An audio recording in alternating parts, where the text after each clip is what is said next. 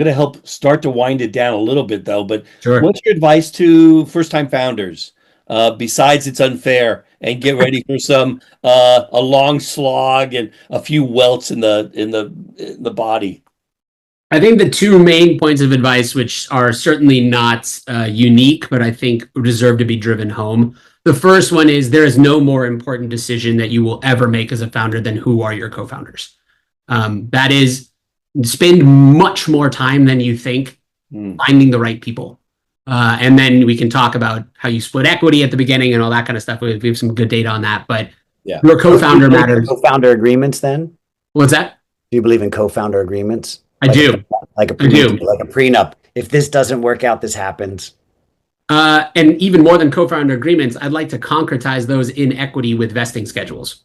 Oh, Every founder needs a vesting schedule. Do not just grant everybody that 50% of equity outright, and then that person leaves 2 years in, and you're kind of upside down already. Totally. I try to tell founders protect the cap table. As you go through this, maybe you can tell the importance of that and why.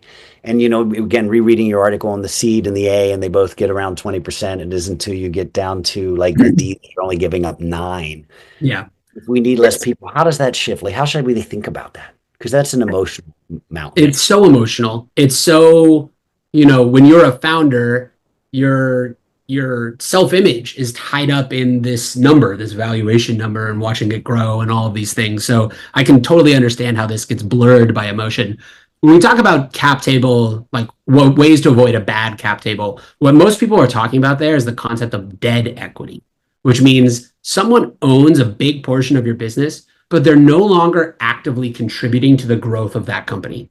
So the founder example is the typical one where if you and your co-founder split 50-50 at the beginning, but you both get that equity outright, no vesting, you just own it, then if that person walks away, there's 50%, there's 50 points of your cap table gone. And how then investors look at your business and say, I like this business, but you do not have enough equity to continue through the venture rounds. It's an uninvestable idea for me. How that today?